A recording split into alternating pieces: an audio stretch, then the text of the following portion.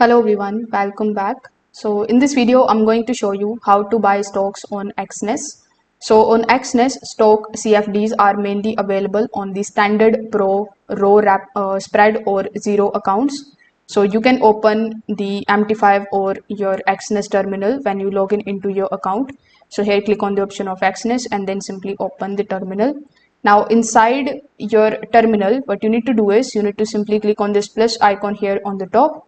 Then it is going to show you this search icon where you can just simply search for some of the companies like Apple, Tesla, Amazon. So you can just simply look for their abbreviations, like for Apple it is AAPL, for Tesla it is TSLA, and so on. So as you can see, when you are able to find the stock name, you just have to simply select it and its chart will be opened in front of you just like so. It will also show you whether the market is closed or whether it is available here. So now you can click on the three dots here on the top left hand corner, and again it is going to show you the list of the symbols over here. You can also select your favorites ones in this list.